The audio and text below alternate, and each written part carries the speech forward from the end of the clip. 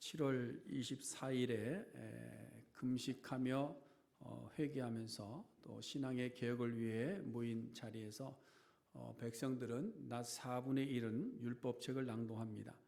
그리고 그 다음에 낮 4분의 1은 죄를 자복하며 하나님을 경배하는 제2부의 시간을 가지게 되죠. 율법책은 제사장들이 주도해서 읽었고요. 두 번째 경배와 찬양의 시간에는 이제 레위 자손들이 앞에 나와서 인도를 하게 됩니다. 레위 자손 8명이 단위에 올라서서 여호와 야훼 하나님의 이름을 송축합니다. 그리고 지난날 조상들의 일을 회상하며 외칩니다. 첫 번째 부분은 우주 만물을 창조하신 하나님의 이름을 찬양합니다. 그 다음에 두 번째 부분에 가서 이스라엘 민족의 시조인 아브라함을 불러내시고 아브라함과 언약을 맺으신 것에 대해서 찬양하고 있습니다. 그 다음에 세 번째 부분에 가서는 애굽에서 건져주시고 또 광야에서 모든 삶의 생활들을 지켜주신 것에 대해서 찬양했습니다. 그리고 이제 오늘 본문에서는 가나안 정복과 그 다음에 포로 생활에서 돌아오기까지의 과정을 통해 역사하신 하나님의 손길을 찬양하고 있는 겁니다. 그래서 오늘은 불쌍히 여기시는 하나님이라는 제목으로 우리가 말씀을 나누고자 합니다. 이스라엘 민족이 지금도 차지하고 있는 이 팔레스타인 지역은 야훼 하나님께서 아브라함을 부르실 때 갈대아 우르 땅에서 부르실 때에 약속해서 주신 땅입니다. 아브라함에게도 네가 이곳으로 가라고 보내셨고요. 또 이 땅을 네 자손에게 주겠다고 하나님께서 약속해 주셨습니다. 근데 아브라함이 75세 하란을 떠나 팔레스타인 지역으로 이주했는데요. 사실 그 당시 팔레스타인 지역은 아브라함의 소유가 되지 못했습니다. 그 땅에는 이미 여러 족속들이 땅을 차지하고 있었고 아브라함은 단지 한 이민자의 가정에 불과했습니다.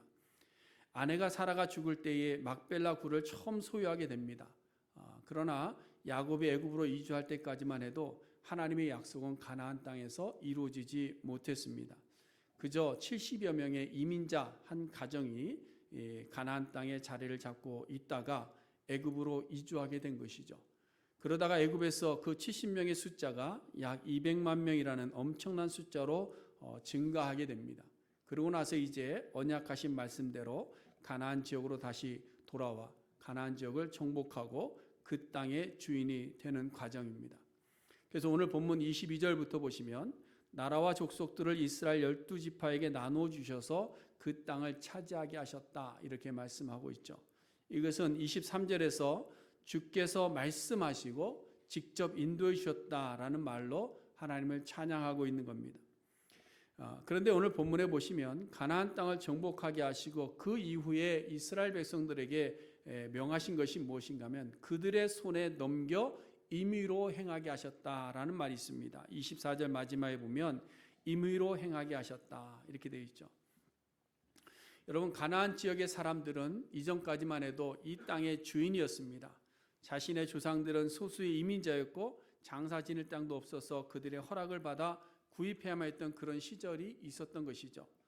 애굽에 가서도 마찬가지입니다. 이스라엘 민족은 한 번도 주인된 자리에 있어 본 적이 없습니다. 자기 마음대로 자기 임무로 행해 본 적이 없는 것이죠. 요셉이 애굽의 총리 자리에 올랐기 때문에 사실은 이스라엘 민족이 애굽에 가서 장착하게 됐는데요. 그럼에도 불구하고 이스라엘 민족이 애굽 가운데서 주인 행세를 할 수 있었느냐 하지 못했습니다. 여전히 그들은 이민자에 불과했습니다. 건너온 자들, 히브리 사람, 건너온 자들의 모습입니다. 그래서 그들이 애굽에 거주할 때에 애굽의 주류 사회 안에 들어가질 못했죠. 오늘날 이민자들이 백인 사회에 들어가지 못하는 모습과 비슷한 겁니다.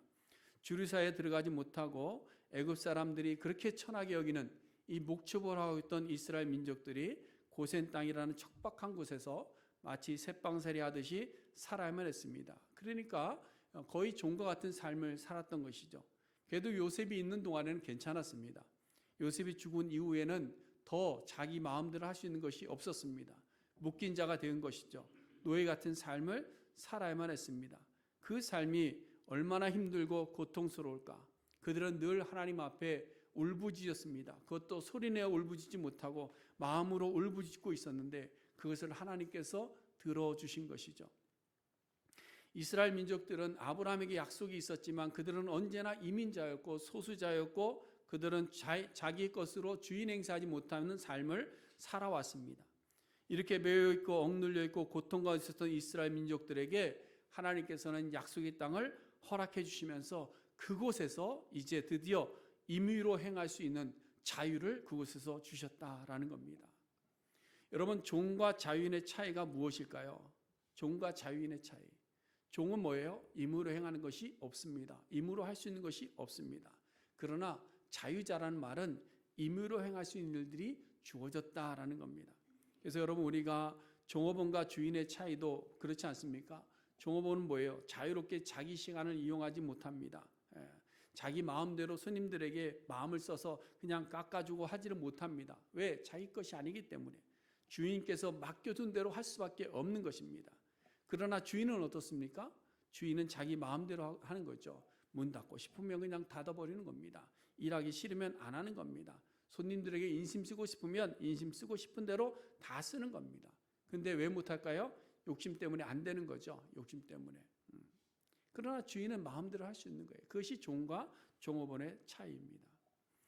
여러분, 우리나라만 해도 몇백 년 전만 해도 신분제도라는 것이 있지 않습니까? 조선시대에. 제일 위에는 뭐예요? 양반이 있었고요. 그 다음에 중인이 있었고 그 밑에 상민이 있었습니다. 그리고 그 아래에 누가 있었는가 하면 천민이 있었습니다. 천민. 상민까지는 그래도 양인이었습니다. 그래서 이 사람들에게는 자유가 있었어요. 그러나 이 천민에게는 없었습니다. 이들은 차별받았고 그들이 거주할 지역이 따로 있었고 할 수 있는 자기 임의로 행할 수 있는 일들이 별로 없었던 것이죠. 스스로 자신의 미래를 결정하는 것도 불가능한 겁니다. 그렇기 때문에 이 천인들에게 있어서 평생의 꿈이 뭐냐? 면천입니다. 면천. 왜 면천되기를 원할까요? 자유함을 누리고 싶은 겁니다. 자유함.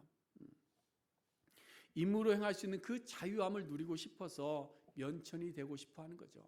면천된다고 해서 먹고 살 일이 막 열리는 것 아닙니다. 경쟁해서 싸워야 되고 이겨야 되고 살아가는데 참 힘들고 어렵습니다. 그럼에도 불구하고 면천되기를 원하는 것은 자유함이 있기 때문이죠.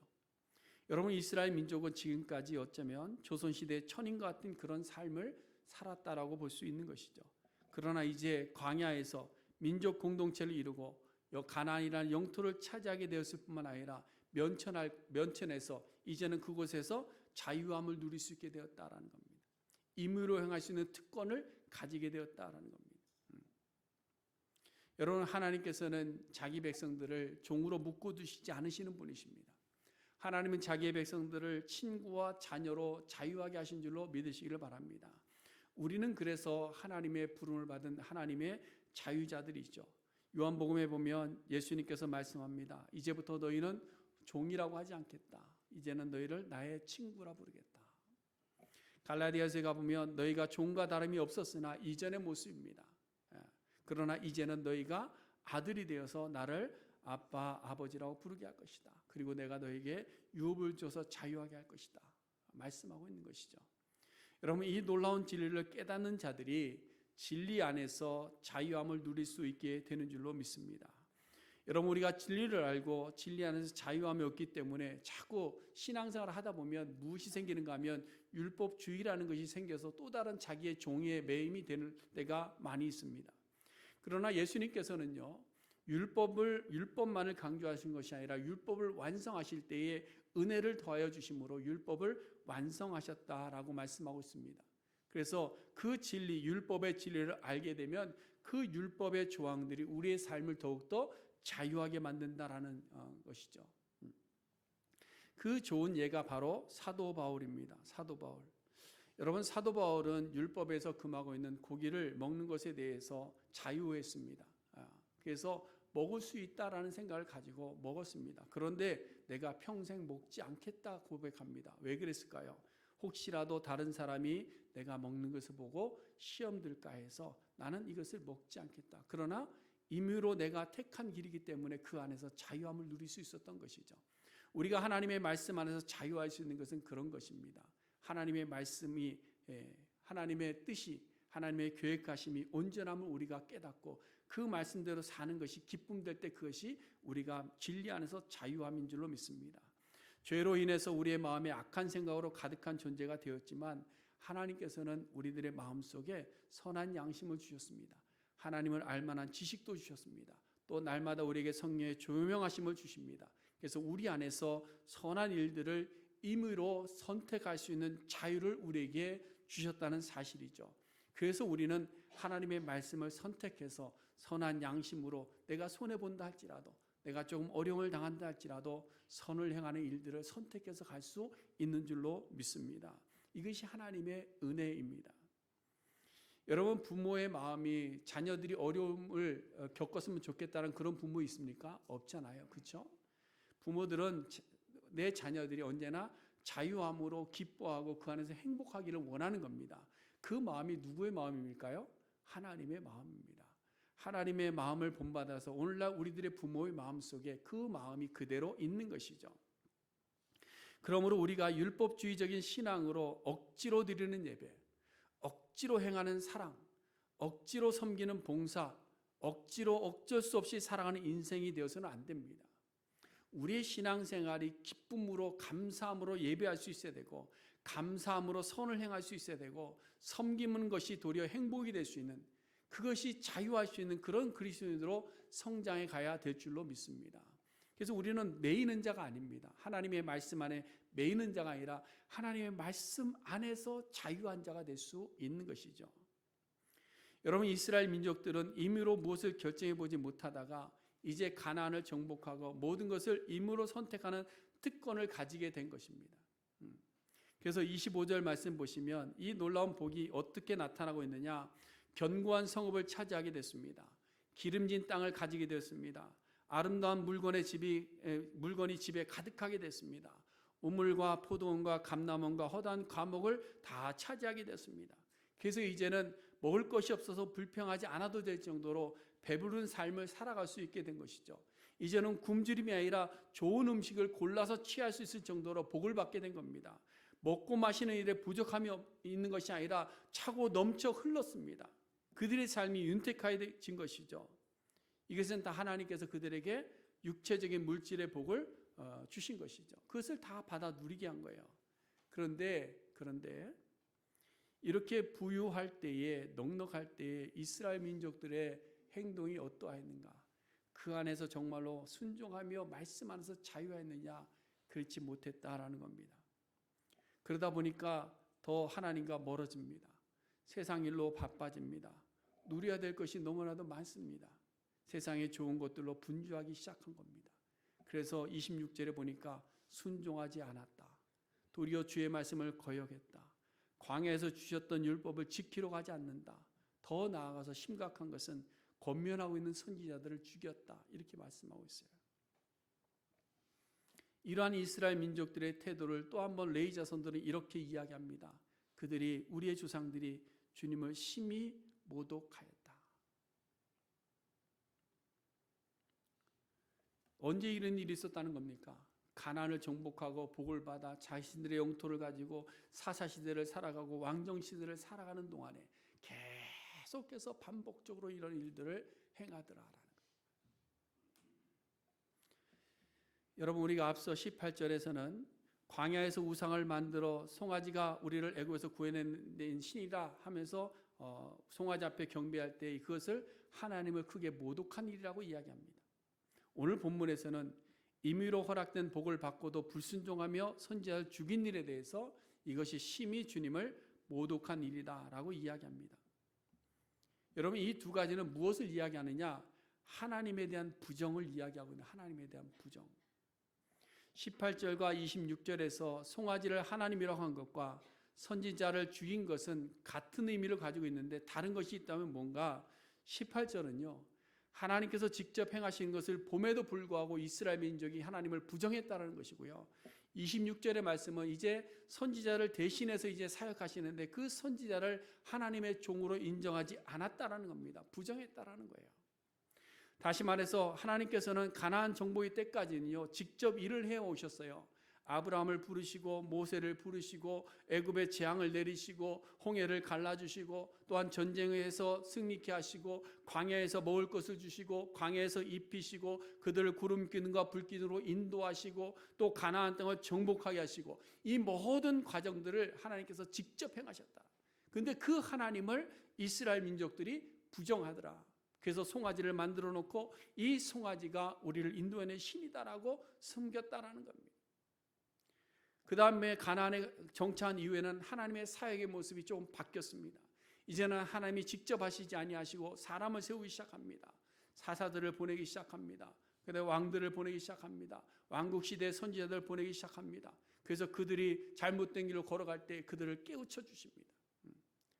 그래서 하나님의 뜻이 그 땅에 드러날 수 있도록 계속해서 사사들을 통해서 선지자를 통해서 일하시는에도 불구하고 이스라엘 민족들이 이제는 선지자들과 사사들을 인정하지 않는 겁니다. 이것은 뭐냐? 사사와 선지자들을 인정하지 않는 것이 아니라 하나님을 부정하는 일이다라는 것을 이야기하고 있는 거예요. 그럼 한번 잘 보시면 이스라엘 민족이 하나님을 부정하고 하나님께 세우신 선지자들을 부정한 원인이 어디 있느냐? 왜 부정했느냐라는 거예요.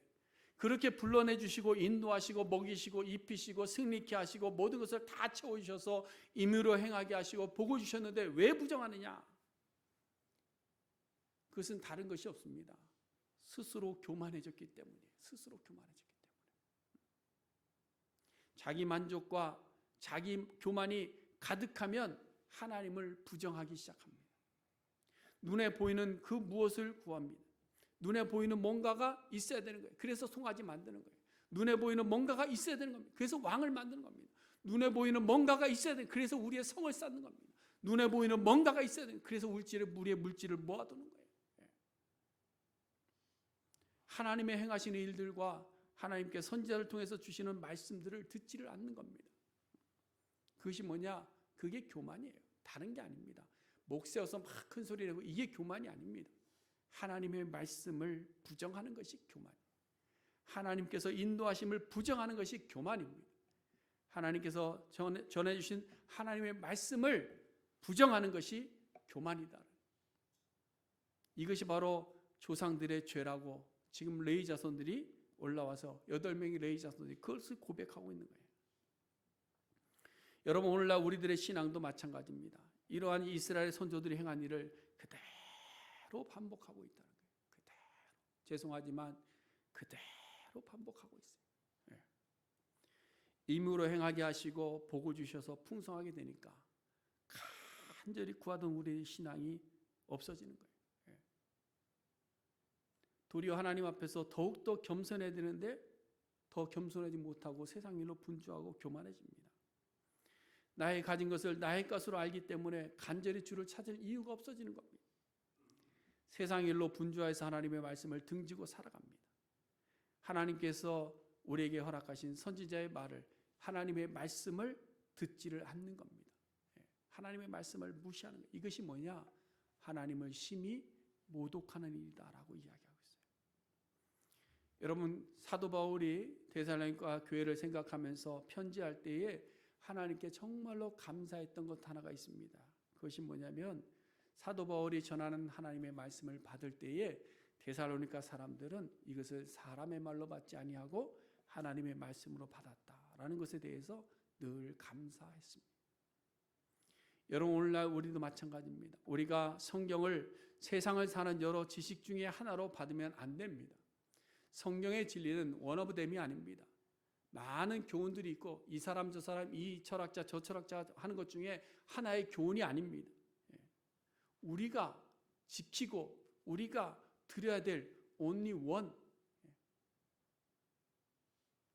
우리의 믿음이 세상 가운데 능력으로 나타나기 위해서는 임의로 행하신 은혜에 대해서 방종하면 안 되고 진리의 말씀 안에서 더욱더 감사하는 자유할 수 있는 성도가 되어야 될 줄로 믿습니다. 그래서 말씀대로 살 때 우리의 삶에 기쁨이 있어야 돼요. 말씀대로 살았더니 기쁨이 있어요. 말씀대로 순종하는 것이 당연한 일이 돼야 돼요. 말씀대로 사는 것이 이렇게 살면 내가 좀 손해보는데 내가 좀 억울한 일을 당할 텐데 아니에요. 그것을 순종할 때 그것이 당연한 일이 돼야 돼요. 말씀대로 헌신하는 것이 삶의 의미가 돼야 돼요. 하나님의 나라여 잃어버린 영혼을 찾는 일이 우리의 삶의 의미가 되어야 되는 겁니다. 말씀 앞에 복종하는 것이 최고의 자유함이 될 때에 우리는 하나님의 진리 안에서 자유한 자가 될 수 있는 줄로 믿습니다. 우리가 그 진리 안에서 기쁨과 행복을 찾지 못하기 때문에 우리는 진리를 벗어나서, 율법을 벗어나서, 말씀을 벗어나서 말씀을 들을 때에 우리의 마음에 옥죄임이 있고 말씀이 우리의 무거운 짐이 되기도 하는 겁니다. 오늘 레위 자손들은 신앙 개혁을 위한 모임에서 이러한 과거의 조상들의 실수들을 그대로 고백하면서 외치고 있는 것이 뭘까요? 우리가 다시 여호와께로 돌아가자. 여호와께로 돌아가자 외치고 있는 거예요. 지난주에도 말씀을 드렸습니다. 하나님께서는 우리가 기억하고 돌이키는 자들을 언제나 어떻게 하실까요? 품어주시는 분이십니다. 우리가 기억하고 깨닫고 돌이킬 때 하나님은 언제나 품어주시려고 기다리시는 분이에요. 그렇다고 해서 죄를 용납해 주시는 분은 아닙니다. 죄가 있는데 그래 괜찮아 이게 아니에요. 우리는 잘못 오해할 때가 있습니다. 나는 하나님의 백성이야. 내가 교회 가서 예배하고 신앙생활하고 있기 때문에 내가 어떠한 죄를 져도 괜찮겠지라고 생각합니다. 아니에요. 이스라엘 민족들이 임의로 행하게 하였는데 거절하고 불순종했을 때 하나님께서 그냥 두지 아니하셨어요. 하나님께서는 그들을 늘 원수들에게 내어주기도 하셨고요. 그들을 치기도 하셨습니다. 그게 뭐냐? 하나님의 채찍입니다. 하나님의 채찍. 27절을 보세요. 그러므로 이렇게 거역하며 주를 심히 모독하였으므로 주께서 그들을 대적의 손에 넘기사 그들이 곤고를 당하게 하시고 환난을 당하게 하셨다. 그러니까 여러분, 우리가 하나님의 말씀을 떠나서 하나님을 거역하고 살아갈 때에 우리가 어려움을 당할 수 있다는 것은 하나님의 은혜인 줄로 믿으시길 바랍니다. 왜? 우리가 하나님을 떠나 사는 것에 대해서 하나님은 견디지를 못하는 거예요. 그래서 채찍을 드시는 거예요. 그러나 버린 자식은 뭐예요? 내버려 두는 겁니다. 근데 우리를 채찍을 드시잖아요. 그게 감사이죠. 28절에서도 보세요.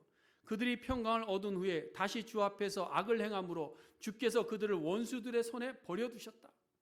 원수들에게 지배당하게 하셨다. 그뿐 아니죠. 29절 보세요. 다시 율법을 복종하게 하시려고 하였으나 그들이 교만하여 주의 계명을 듣지 않고 주의 규례를 범하고 목을 굳게 하여 듣지 아니했다. 이스라엘 조상들의 과거 역사의 고집병은 뭐냐? 조금 형편이 좋아지면 다시 일어난다는 거예요. 늘 그랬습니다. 조금 형편이 나아지고 좋아지면 다시 고개를 들었어요. 추억의 오락실 게임에 뭐가 있죠? 아시는 분들 계시나요? 두더지 게임.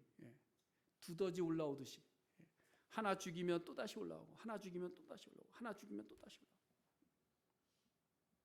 우리의 마음에서 올라오는 교만이 이 모습 같은 거예요. 좀 평안해지고 좀 좋아지고 형편이 나아지고 하나님께서 복을 주신 것 같고 그러면 더욱더 간절함으로 기쁨으로 하나님 앞에 나가야 되고 겸손히 무릎 꿇어야 될 텐데 임으로 선택해서 복을 누렸음에도 불구하고 교만해지고 하나님을 모독하는 일들과 나의 죄를 대신 지신 예수님보다 세상을 더 사랑하는 우상에 빠지는 우리들의 모습이 이 두더지의 모습과 똑같다. 그러나 하나님께서는 거기에 대해서 채찍을 언제나 드셨다라는 것이죠.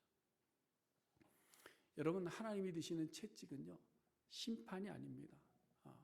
우리가 심판과 채찍은 좀 구분해야 되는데요. 심판과 사랑의 차이는 심판은요 버리는 겁니다. 완전히 버리는 거예요. 그러나 사랑은 아주 버리지 않는 것이 사랑입니다. 오늘 본문 30절과 31절 말씀해 보시면 그러나로 시작합니다. 그러나 우리 주상들이 반복적으로 하나님을 모독하고 거역하며 목이 곧은 백성의 모습으로 반복적으로 드러내었지만 그러나 주께서는 여러 해 동안 참으셨다. 하나님이 우리를 불쌍히 여기시는 겁니다. 그리고 그들을 열방 사람들의 손에 넘기시고도 29절에 보면 주의 크신 긍휼로 그들을 아주 멸하지 아니하시며 버리지도 아니하셨다. 하나님의 채찍을 드시는 이유입니다. 이것이 바로 하나님의 사랑입니다. 하나님은 이것까지도 참아주셔서 우리를 돌아오게 하시는 것이죠. 예수님께서도 그러셨어요. 예수님께서도 겟세마네 동산에서 기도하시는 중에 자기 제자 가룟 유다의 손에 팔려서 대제사장들이 보낸 사람들이 옵니다. 그때 혈기왕성한 베드로가 칼을 들어서 말고기를 내리쳐서 잘라버렸어요. 이때 예수님께서 베드로를 만류하시고 말고의 길을 고쳐주시면서 이렇게 말씀하죠. 이것까지 참아라. 무엇을 위해서? 영혼 구원을 위해서. 내가 가야 되는 내가 가서 영혼을 구원하는 그 일을 위해서 이것까지 참아라. 내 백성들 돌아오게 하기 위해서 내가 이것까지 참겠다라는 거예요.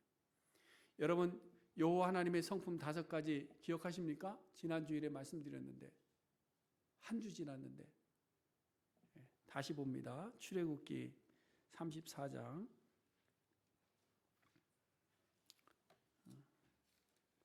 출애굽기 34장 6절 135쪽입니다. 여호와의 이름과 여호와의 성품은 꼭 기억하시기 바랍니다. 출애굽기 34장 6절 우리 같이 봅니다. 시작. 여호와께서 그의 앞으로 지나시며 선포하시되 여호와라 여호와라 자비롭고 은혜롭고 노하기를 더디하고 인자와 진실이 많은 하나님이라. 아멘. 여호와는 자비롭고 은혜롭고 노하기를 더디하고 오래 참으시고 인자와 진실이 많은 하나님이시라. 하나님의 성품입니다. 결국 하나님의 사랑은 심판으로 영원히 포기하여 내어버리는 것이 아니라 하나님의 사랑은 채찍을 들어서 돌아오게 하시기 위해서 이것까지도 참고 또 참아주시는 분이시다라는 겁니다. 우리가 자녀들이 잘못하면 채찍을 들고 훈육을 합니다. 이유는 무엇일까요? 괘씸해서입니까? 아니죠. 돌아오라는 겁니다. 지금 레위 자손들이 금식하며 죄를 자복하며 신앙의 회복을 원하는 백성들 앞에서 이러한 조상들의 허물을 들추어내는 것이 조상들을 흉보기 위해서 레위 자손들이 이 이야기를 하고 있는 것이 아닙니다. 지금 우리는 깨끗하기 때문에 조상들은 이런 잘못에 우리는 아니야라고 그것을 이야기하는 것이 아닙니다. 어쩌면 아직도 우리가 이러한 실수를 반복하고 있음을 깨닫게 함과 동시에 우리 하나님이 어떤 하나님이신가를 강조해서 찬양하기 위해서 지금 레위 자손들은 이 이야기를 하고 있는 거예요. 그래서 31절 하반절에 뭐라고 말씀합니까? 주는 은혜로우시며 불쌍히 여기시는 하나님이시니이다. 찬양하고 있는 거예요. 주는 은혜로 우리를 선택하여 주시고 우리를 종되었던 자리에서 자유하게 하시고 우리에게 임의로 행하게 하셔서 복을 받게 하신 그런 분이십니다. 그리고 주는 우리의 교만이 나타나서 불순종하고 먹고 마시고 살찌우는 것에 빠져있는 우리에게 채찍을 드시는 거죠. 그래서 우리로 하여금 돌아오게 하시는 겁니다. 왜 그럴까요? 우리를 불쌍히 여기시기 때문입니다. 우리 하나님은 우리를 불쌍히 여기시는 하나님이심을 꼭 믿으시기를 바랍니다. 사랑하는 성도 여러분, 여호와 하나님은 자기 백성을 불쌍히 여기시는 은혜로우신 하나님이십니다. 지금도 우리를 기다리고 계십니다. 여러분, 지금도 주님은 우리를 기다리고 계십니다. 우리의 마음이 주께로 향하기를 원하고 계시고 우리의 삶의 방향이 하나님 나라에 고정되기를 기대하며 참고 또 참고 기다리고 계십니다. 하나님께서 임의로 행하도록 맡겨주신 것들이 도리어 우리의 우상이 되지 않도록 해야 됩니다. 하나님께서 임의로 행하도록 우리에게 맡겨주신 것들이 도리어 우리를 교만하게 해서는 안 될 줄로 압니다. 하나님께서 임의로 행할 수 있도록 우리에게 맡겨주신 것들을 통해 더욱더 하나님이 기뻐하시는 일에 힘쓸 때에 우리는 하나님의 자녀로 살아가게 될 줄로 믿습니다. 창세기 2장에 보시면 여호와 하나님께서 각종 짐승과 새를 아담에게로 이끌어 가십니다. 목적이 뭔가 하면 아담이 무엇이라고 부르나 보시려고 이렇게 되어 있습니다. 아담이 어떻게 하는가 보자라고 이끌고 나온 것이죠. 이 말은 각 짐승과 새들을 임의로 다스리게 하셨다라는 겁니다. 다스리게 하셨다. 그때 아담이 각 생물의 이름을 지어줍니다. 그런데 이것이 하나님 보시기에 좋았다. 그래서 그 이름대로 되었다 말씀합니다. 오늘날에도 마찬가지입니다. 하나님께서 우리에게 이끌어 오신 것이 있습니다. 시간을 이끌어 오셔서 우리에게 주셨고요. 재능을 이끌어 오셔서 우리에게 주셨습니다. 물질을 이끌어 오셔서 우리에게 주셨고요. 또 믿지 않는 영혼들을 우리에게 이끌어 오셔서 우리에게 주신 거예요. 하나님께서는 우리가 어떻게 사용하시는가 보시려고 임의로 우리에게 행하게 한 겁니다. 그러므로 이제 우리가 진리 안에서 자유함으로 하나님 보시기에 좋은 신앙으로 돌아서기 위해서 하나님께서 임의로 맡겨주신 것을 가지고 내가 주님을 위해서 무엇을 할지를 고민할 수 있고 하나님 앞에 겸손히 무릎 꿇어 하나님의 뜻을 물을 수 있는 우리의 신앙이 될 수 있기를 간절히 소원해 드립니다. 기도하겠습니다.